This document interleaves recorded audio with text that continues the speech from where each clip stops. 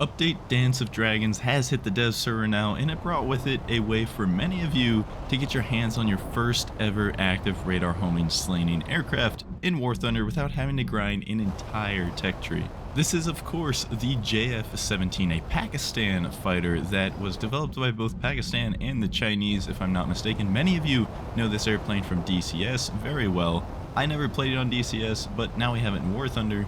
And this jet carries 4 PL-12 active radar homing missiles, which for those of you who don't know, they're essentially just AMRAAM Juniors. They are very similar, not quite as strong as AMRAAMs are, but they're still going to give you the same gameplay and play style as if you did have AMRAAMs. And of course, all you have to do to get your hands on this vehicle is be in an active squadron and get that squadron research. You don't have to have any prior vehicles unlocked, you just have to be in an active squadron. So my first impressions of the JF-17 is, well, for one, the missile kit is pretty nice at 13.3. You do wish you had 6 active radar homing missiles. Of course, who wouldn't? But it's technically not the absolute top battle rating in the game, and so having 4 and 2 is acceptable.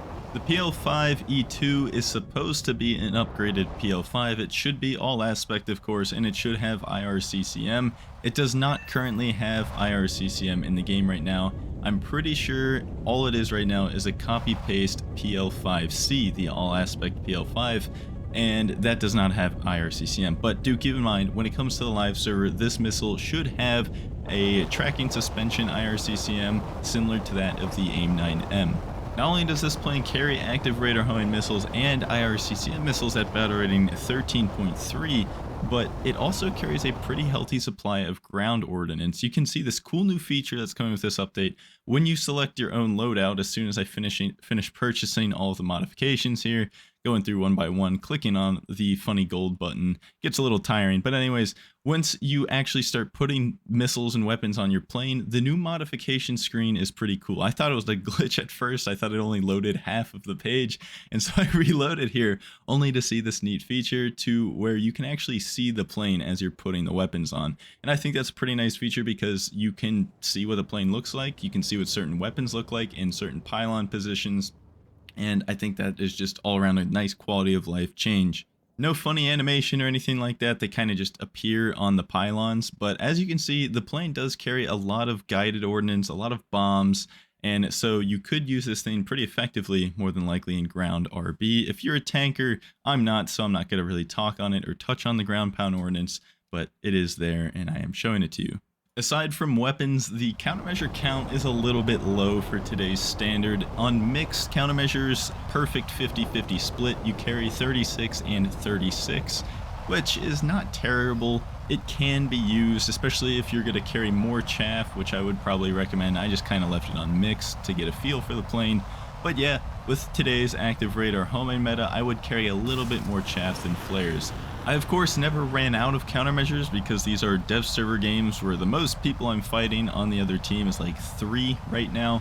But in a real match of 16 versus 16, I could see the countermeasures becoming an issue, especially when you're getting spammed by AMRAAMs and you're constantly going defensive, IRCCM, all that good stuff. So that's probably my #1 complaint about this airplane right now, is that the countermeasure count is a little bit low for today's top tier standard. My second biggest complaint with this airplane is that there is no HMD of any kind, neither for your IR missiles or for your radar. So you just got to do the classic, line up your nose, get the missile on target, launch, that type of thing. HMD is extremely helpful. It's becoming more and more standard with today's top tier jets, and so not having that is not only a big quality of life downgrade, but also just does keep you a little bit less competitive than some of the other planes. It is an important tool to have in today's top tier. The radar and RWR seemed pretty good. I don't know if they're placeholder or not, so you have to forgive me there, but from my playthrough with this plane so far, I had no complaints. Everything worked as you'd expect it to work. The RWR let me know what was locking onto me, what was looking at me, what was launching on me, when what that was applicable. Of course, TWS these days can make that a little bit foggy, but at no point during my playthrough did I think, man, this RWR could be better. That's just not the case. All of the RWRs at this battle rating seem pretty good these days for the most part, with some exceptions. And of course, the radar worked just fine as well. The TWS, no complaints. The different kinds of radar modes you get, no complaints. I did not find myself struggling to get the SD-10s a launch with this radar, so that gets a passing grade from me. Last thing I want to touch on real quick is the flight model, because, well, I haven't tested the JF-17 in any kind of dogfight situation, so this probably will be updated, as in, like, my opinion on this will be updated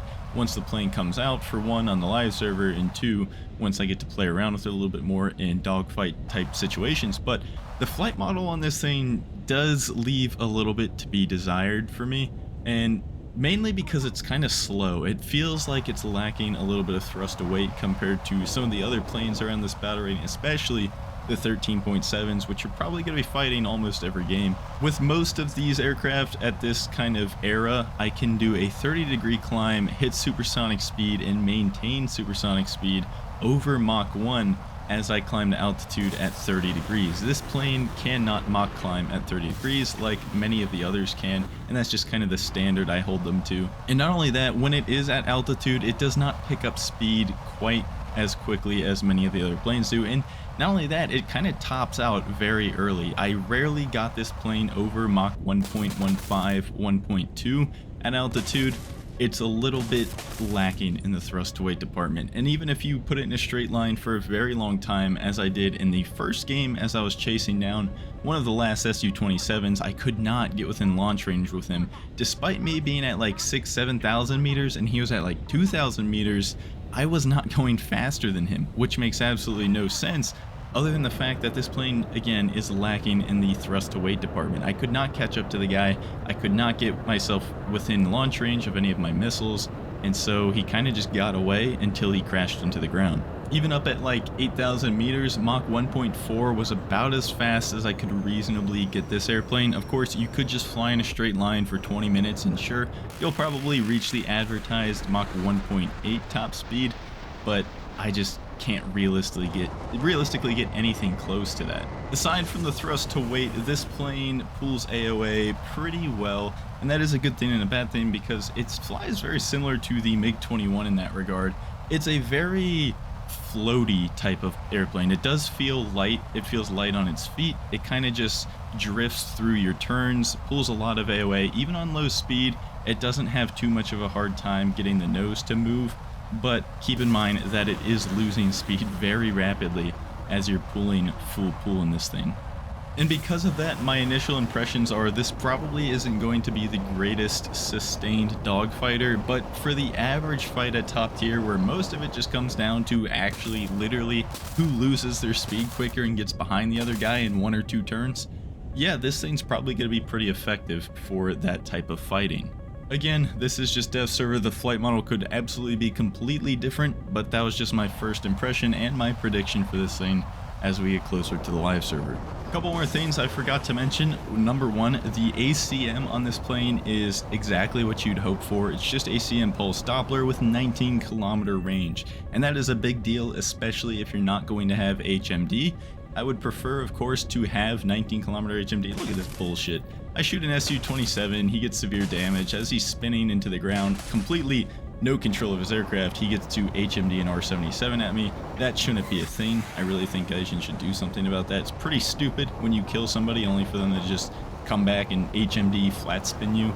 Pretty lame gameplay, but anyways, the ACM mode of this plane is great. 19 kilometers, no complaints. It's exactly what you would want. On the flip side, however, this aircraft does carry the GSH-23 23mm cannon with 200 rounds of ammo, which is definitely not what you would want. It's not the worst thing ever, like it's not an unusable gun, but compared to everything else at this battle rating, it probably is amongst the worst. It has low velocity, low ammo count, but high fire rate, so you get very short trigger time with this gun, and so you're gonna have to be pretty precise and quite practiced with this thing to be effective. That's the JF-17 as far as I can tell. Let me know what you guys think of it in the comments down below. Again, it is pretty cool that this is a squadron vehicle because you don't actually have to research the Chinese tech tree all the way through to get your hands on it. Just join an active squadron and get that squadron research. And while you're at it, let me know what your favorite plane of this coming patch is in the comments down below, and I'll see ya.